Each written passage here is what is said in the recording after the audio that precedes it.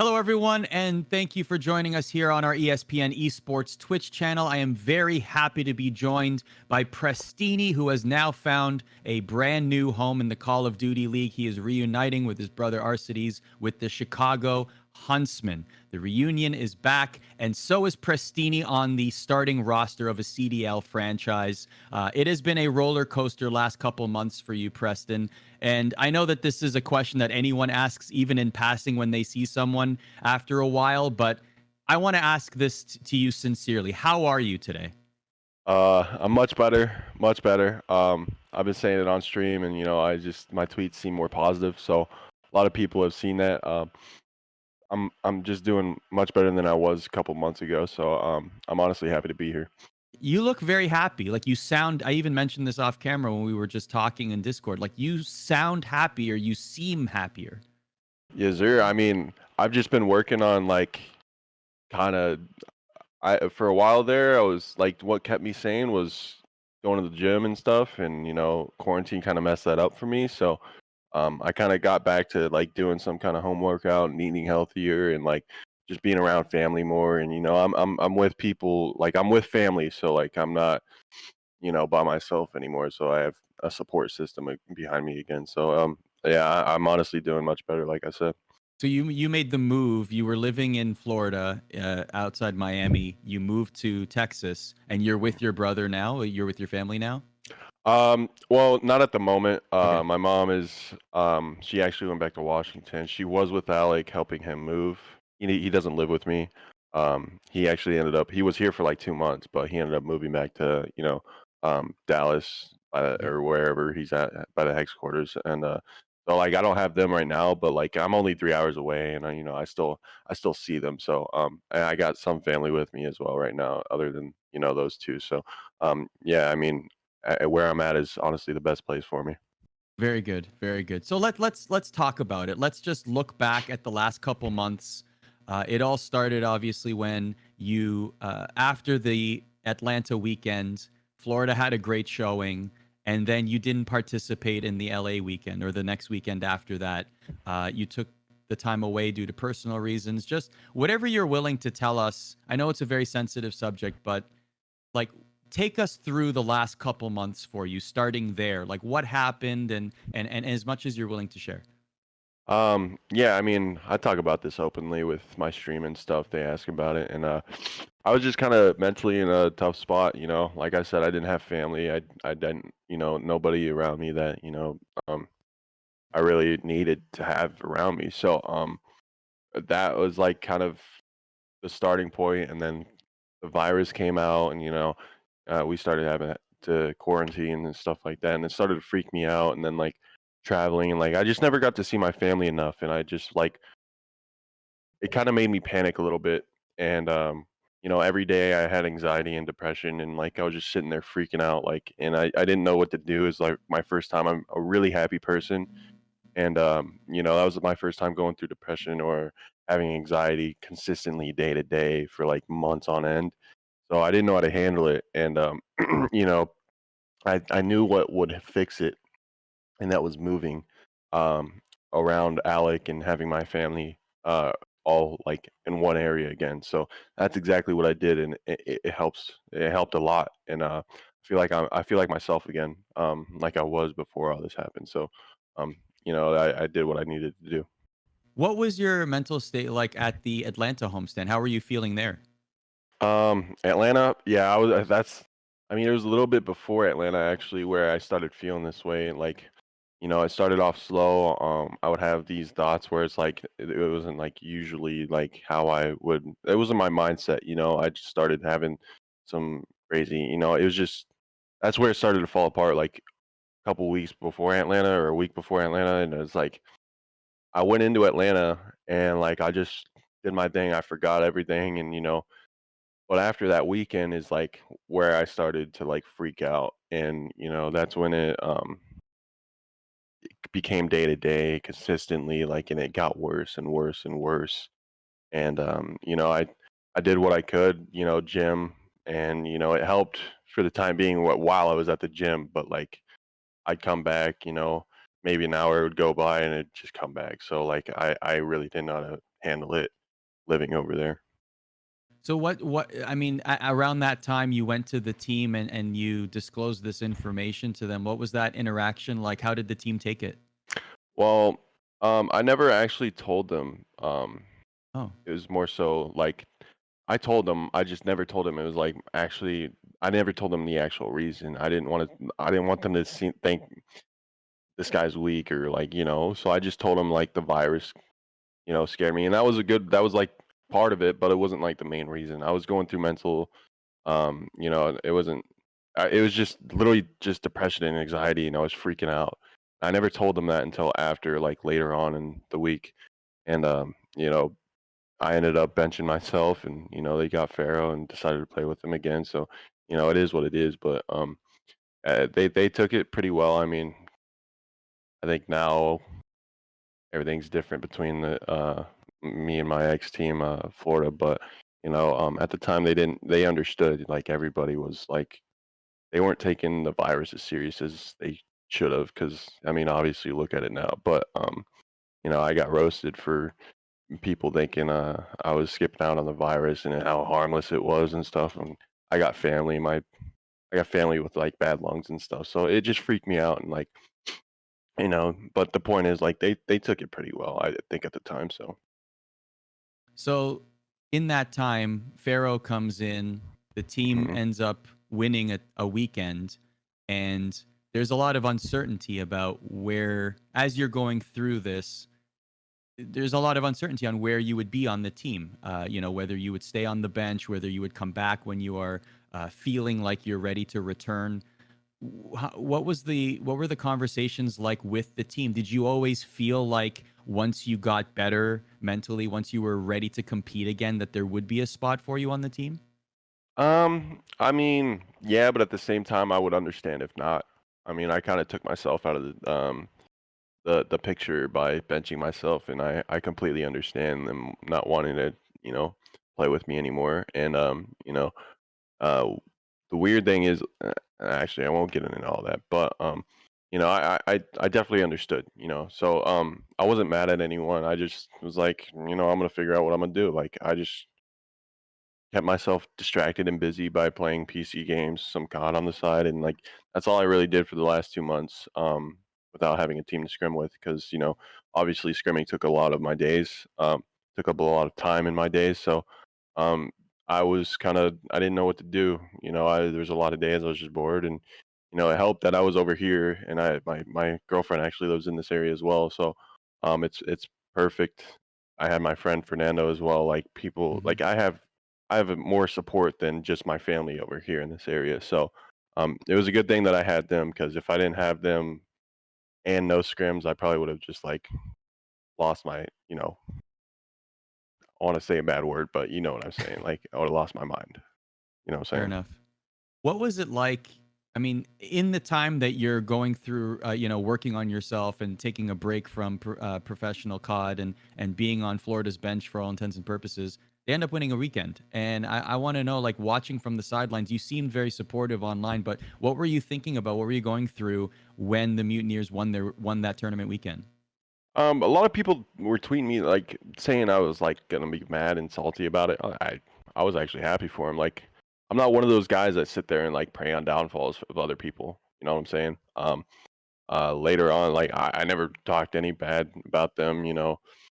Sometimes we'd have conversations about how I was dropped with other people, with like friends and stuff, but I never said anything bad about the individuals on the team, or the decision they made. So later on, I discovered that some people don't like me on the team anymore, and I guess sorry, my mental health wasn't at its best, and so I took myself out of the game. But it is what it is. Like I mean, whatever. I moved on. It's not a big deal to me. So, um, but like, yeah, honestly, that's about it. Was that something that had been brewing, a bunch of small things, or was it directly related? The rift, I guess, between you and the teammates was, or certain teammates anyway, was it due to the fact that you took time away, or had things been brewing and growing? Looking Well, back on it now. I don't know, cause It couldn't be that from that weekend because the entire team was willing to sit out of the weekend. They didn't want to risk it. Three like I think two other players on the team like was like on my side. They didn't want to go to the team or go to the event. Three of us, maybe even. And like it just I think Chance was the only one serious about like attending the event. And like it just later on after the event, I guess they hated me for actually doing it and like sticking to my word, which is weird, but it is what it is. But just to be clear, so when you said that you weren't going, you had to take time away. Some of your teammates were going to join you in Oh, solidarity, and oh and yeah, and no, oh yeah, wow, okay. that was like that was the entire team. We were all talking about this conversation for a good couple hours. We all made our decision, and then later on that night, midnight, they all decided to come together and make a decision to go and just use a pickup. So I mean, what can you do about it? I mean, that's why I'm just confused on like why I'm hated for it. It wasn't just me, and then later on they made a decision without me to go. So I mean, What were their reasons? I'm curious. Like you had a very specific reason on why you wanted to sit out. What was their reasoning for wanting to sit out? well, it was all the virus. I mean, Okay. it was just like because right before the event, LAX announced that one of their there was virus was in LAX, so it had a lot of people freaking out and stuff like that. So And to that give was basically context, it. the LA home series was really one of the last competitive events that we saw in North America, esports or otherwise.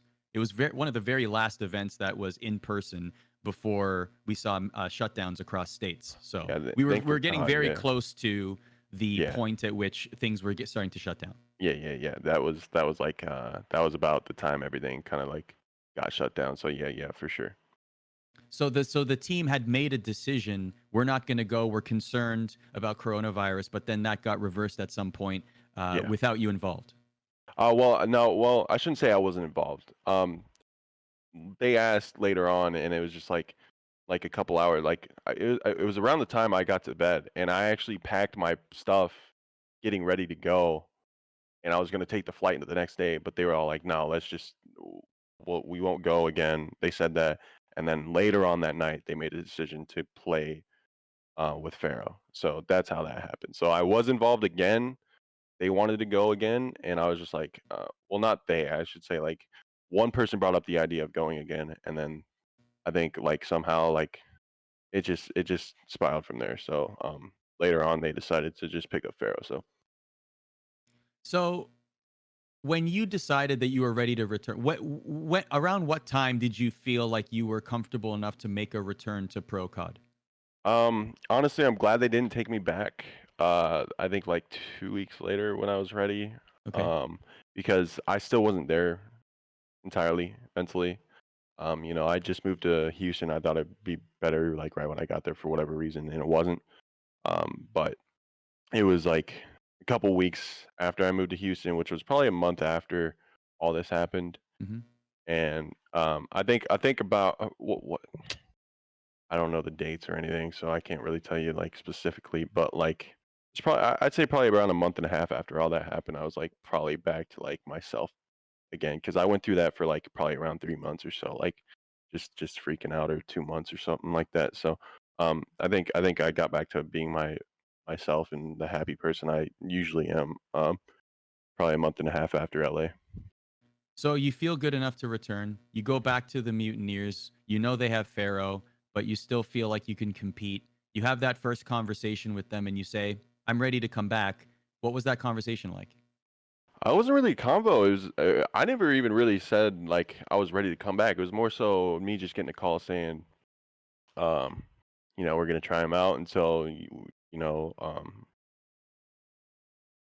think you're ready to come back, and then they ended up playing with him, and I just never really got the call to come back. So I was just like, I never really got the opportunity to play again. So yeah, I mean, I never really got. I never really said anything like, "Hey, I'm ready again. I'm here. Like I'm back to myself." It was just more so like things just kind of went, and that's how it ended up turning out to be. So even I mean Pharaoh definitely proved himself to be worthy of a starting roster spot, but The team even made it clear that there would be no position available, like you would remain on the bench. Like, did they make that clear to you at some point? I mean, Tom. Well, I shouldn't say Tom. They wanted me back, but it's just like obviously like they had Pharaoh. I don't know honestly from their standpoint. I don't know. They never, but I guess it's just like I guess like I knew they like were willing to take me back if things didn't work out, but things did end up working out. So I just Okay. kind of sat there. I don't know. I wasn't really informed on much. So when did you begin thinking about joining another team? Um, I thought for sure after they won that event, I don't know which one it was, but I was like, yeah, I mean they won. You know, they're doing something right. You know, they got the formula or whatever. So I think it's time for me to move on and try to, you know, make my way out of here. So that's what I did, and I didn't really have any offers or anything like that, so I just kind of like sat around. So like take me through that. Like at this time, I'm sure you're talking with Alec, your brother. Like, what are those conversations like? Like, when was it first proposed that Chicago might even be an option for you to land? I don't think it was ever really imposed until recently. It was just more so like I knew things were kind of falling apart with the vibes and the chemistry, so I was like, I would kind of hint at Alec. I was like, "You guys need someone. If you guys need a mate or someone," and, I joke with him about it like that. But that was about it. It wasn't nothing like I wasn't having serious conversations or anything like that. So, So, were there any other teams that you were reaching out to, or was it always Chicago? um, yeah, I mean, I had a few other teams reaching out to me, and like I was definitely interested in just competing. Whether I didn't care what roster it was on. I just wanted to be playing. I was so motivated to get back at it because I was like, it was refreshing to feel like happy again. So I was like, I'm ready to get back at it and put work in and do my thing. And you know, uh, I had some other teams, and I just really didn't care who it was. Mm. I had like a few teams. I won't say who, but it was just I didn't have that many offers. It was just like two teams, and then the possibility of Chicago, but I didn't think that would happen. But it ended up going through, so I'm happy to be on this team. Honestly, the best one I could have gotten onto. One thing I was always curious about this part of it because I mean I remember I interviewed you and your brother after the Atlanta that matchup, right? Like it was such an emotional matchup. It was that was like a big storyline of the season, and both of you are emotionally drained. And I always thought about that, especially during this time, like where when speculation started, where would Prestinni go if he were to join another team? And it was always in my mind thinking, would he want to be a starter anywhere in the league, or would he want to reunite with his brother? So I guess more generally asking you, like, how important was it for you to join your brother, whether it's for your own personal well-being or as Chicago being one of the better teams in the league? Like, how important was that for you to join Chicago and reunite with your brother? Um, I mean, I'm not gonna gas it and say like it's I think I'm back to myself again. I have just being around family is enough for me. So me joining any team, I would have been happy with. Okay. Whether I had any points, like whether I was on the top of the leaderboards in terms of like standings for the CDL, or if I was on bottom, like with a team like LAG or anything, I would have been satisfied just playing. So like I would have been putting in work doing it no matter where I ended up. So I'm just happy to be on a team that has a good standing and is like the most talent I've ever had on a team, and I'm actually prepared to like I'm so motivated to make I'm trying to make this talent. I'm putting it to good use. I'm gonna put it to good use. The talent I have on this team, I'm not gonna let it just slip. You know what I'm saying? So I'm motivated just to win in general. So I'm gonna do what the most I can to get whatever all the dubs we need. So. So break down this roster for me. You come in, you got our cities, you have T2P, you have Envoy. Like break this roster down for me. What do you think the chemistry is going to be like? How competitive is this team going to be? Because they've been slipping lately, but that potential is always there. The championship pedigree is there. But what do you think you bring to this squad? Aggression. Obviously I've been known as that player that just kind of slides in. I take long routes as well. I rotate at times. I do whatever I need to do on the map. I'm just like the gap filler. I'm not really a slayer. I just kind of try to do what needs to be done on the map. And with a team like this, I might, sitting next to me, like obviously I'm not going to be slaying much. I'm going to let them do their thing, look good, and I'll do what needs to get done. And that's just how I've always been. So I'm excited to make it work and make them look good. And I got Dylan. He takes the routes and he does all the stuff that needs to be done on the map as well. And he also does it while slaying. So he's like a better, way better version of me. Alec, obviously, he's the goat. Um, Formal has got one of the best shots I've ever seen with an AR. So it's incredible to see him. Like every time I spectate him, he pulls off some crazy stuff. And then Seth, he's just, Seth, like he's just running around killing everything. He does some disgusting things on the map. So I'm excited to get to work with these guys and uh, honestly improve as time goes on because I know we're only a couple days in, but I feel like we have the potential to do a lot of big things this year. What was the reaction from your teammates and Chicago staff when the signing was made official?